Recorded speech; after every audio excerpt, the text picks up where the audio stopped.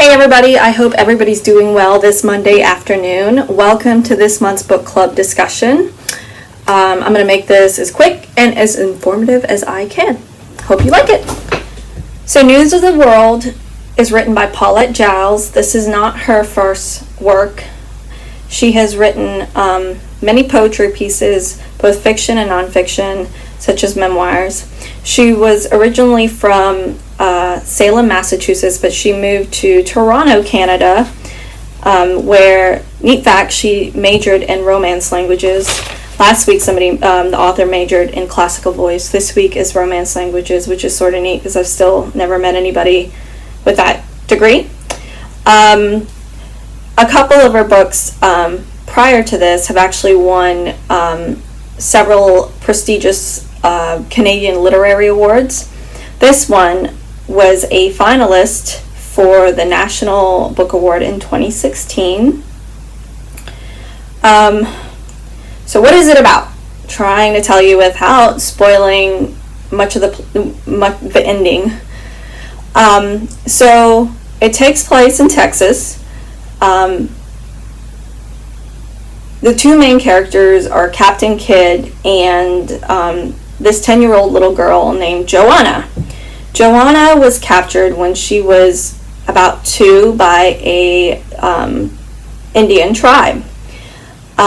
She was rescued by a couple of men who sort of passed down or instructed Captain Kidd to bring Joanna back to her relatives in San Antonio. It's, according to the book, it's about a 400-mile journey where it's about a 400-mile journey from where they are, and I believe it starts off in sort of the northwest part of Texas near the border, and they're traveling south to San Antonio. So there are, I consider, 2 main characters. There's Captain Kidd. He is a retired Army captain. He's tall, white-haired, quiet, reserved, fatherly, protective. Don't laugh, but I thought of Sam Elliott the whole time. I think he would make a perfect character, maybe because I'm just used to him playing cowboys. He is now currently a traveling newsreader. He goes around to mainly small towns, not just Texas, but he reads the news, and he just doesn't read the Texas news. He reads news from London and India to these town folks who pay him. So that's what he does for a living. Joanna is the 10-year-old girl who was kidnapped by the Indians when she was 2. She has no recollection of her previous life. She just knows, and I know I'm saying it wrong, the Kiowa Indian life. She can't speak English, so there's a communication barrier between her and the main Captain Kidd. But she still embodies the innocence and the inquisitiveness and the timidness and the attentiveness of a young girl, no matter if she was raised by Indians. So as Captain Kidd teaches Joanna this new way of life, they become stronger. Their connection becomes stronger. And as that connection becomes stronger, like a typical novel, movie, their relationship is tested. I won't tell you how it ends, but that's sort of how the book moves. They get closer and something happens. They get closer, something happens. They drift apart, something happens. And it's mainly trying to determine, or the novel's mainly trying, or the reader's mainly trying to determine how strong is this bond and how true is it. So these are the 3 themes I find prevalent in the book: fatherhood, multiculturalism, and news, or like the interpretation of news. Fatherhood is displayed by Captain Kidd. Here he is, a news traveler, asked to take this girl to her relatives 400 miles away, this girl that he doesn't know, this girl that has no idea of the way of typical American life, and he He just willingly does it. So he obviously has some father-like qualities. And I enjoyed how protective he was, or just willingly protective of this young girl. I don't know how many people I know that naturally are like that, but that was enjoyable and warm. The theme of multiculturalism. In this book, there are little tidbits, I call it, of discussions of Native Americans, African Americans, and Irish and German immigrants. Keep in mind, this is right after the Civil War, after Texas gained their independence, so there is some racial tension in this book. It's not as up in your face, sort of intertwined in the text, which I don't know if I like or dislike. The theme of news and interpretation, I think this is the one that's most prevalent to our current situation. Right now, there's a lot of controversy about the media and what they show us, so it was interesting to see how people back then viewed the news. So Captain Kidd makes a living telling the news to people, and people are paying him. So they obviously, these little town folks obviously seek to know the world outside of themselves. By paying this man, I feel like they are aware of different people and like them. However, I found it, and I don't know if hypocritical is the word, but hypocritical / intriguing that these people are paying this man to listen to a different world of different people, yet they're sort of racially blind to their own happenings in their own town. People want information and as well as entertainment. There was no TV back then, but Captain Kidd also read, while he read the current events, he also read some sort of light pieces. And these people don't have a lot of money, but here they are willing to give their last, nickel or dime to this man so they could get a brief break from their what I think is sort of a slow life.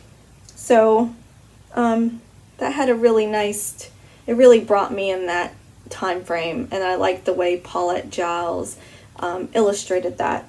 So let's get to the pros and cons. Should I start with the pros? Okay, I'll start with pros. I love this era. I love historical fiction, and I love historical fiction because good historical fiction is entertaining, but you also learn something, but you don't know you're learning, if that makes sense. I believe great storytelling and writing not only catches your mind, but engages your mind and makes you want to know more. So after I read some of these events in this book, I had to go, who is this man? Was he real? Was he not? I don't know a lot, obviously, after reading this book. I love the easy nature of this book. I don't want to say it was lighthearted because there are some emotions in this book, strong emotions, and they evoke strong emotions. But I sort of thought about it. If you've ever read True Grit, which is a great book, True Grit is like a purple, dusky sunset, sort of mysterious. This book is sort of like a blue sky with a few clouds, if that makes sense. There's definitely things that happen, but it's not as fast-paced as I liked it. Some cons. I absolutely hated the structure of the text, and I don't know if this is how it is physically, because I read this on my e-reader on Hoopla Digital, but the dialogue is not broken up in quotes. So I'm used to, when somebody talks, you start off with a quote. When they talk, they end with a quote. And it's not written like that. It's written in third person, which made it even harder because you didn't know whether what somebody was saying was in the present or in the past. At times I had to reread the responses of characters were more apparent, and I had to go back and read, why did this person say that? What did they ask? So I didn't like that. But maybe it's because I'm spoiled to quotes. That's pretty much the only thing that I sort of irked me just a little. So I have some favorite quotes. This is the only way I feel like I can discuss the book without revealing everything. My first quote is this one. It says, "If people had true knowledge of the world, perhaps they would not take arms." This is the narrator speaking of why Captain Kidd does what he does, why he became a newsreader. I agree with this quote. I feel like if we really knew the happenings of the world and the people apart from ourselves, I think we would be less likely to turn to violence. So this one spoke to me. So this is the second one, and it says, "And he had come to think that what people needed at bottom was not only information, but tales of the remote, the mysterious, dressed up as hard information." I thought of a story within a story. Though this didn't have a story within a story. I mean, it is a historical fiction piece, but like I said, I like learning when I don't know I'm learning. And we have learned a lot through fairy tales and rhyme, and there's basic, when we're kids, our mom and dad read us these nursery rhymes, and we think it's just this little rhyme, but deep down there's some message, and I find that in every text, and I think this was the overall message of this book. My third favorite quote is, "She had been laced into a thing that she could only imagine was for magical purposes, meant to confine her heart and her breath in a sort of cage to hold her forever like a shut fist that would never open." This quote was speaking of Johanna's corset when they, Captain Kidd, when he first takes her to what I think is a whorehouse, where these girls strip her down and strip her of her native wear and puts her in typical 18th century or 19th century attire, which involves a corset. And it just makes you think, clothes is a way we express ourselves. Yes, people can find use quasi-materialistic, but some pieces of clothing have meaning. We learn in the book that some of the feathers of her hair are her way of connecting to her spirits. So I like the way this sentence just flows, the imagery of the cage and the corset. I mean, the corset really does suffocate you. So this one hit me too. And this last one is my very favorite. This is writing, this is printing. This tells us of all the things we ought to know in the world, and also that we ought to want to know. Our history started through talking with one another, but after that, much of it just amazes me to realize that much of what we know of the world past is found in writing. And there's some pros and cons to that. It really depends who interprets it. But just think of where we would be if writing wasn't ever invented. I also like how the author uses the word ought, which sort of discreetly implies that I think it's a human duty to know about the world, and not just, your little world, but the world that you don't always live every day. And if we are, human, I think it is our duty to know of others. And I like that. It made me think.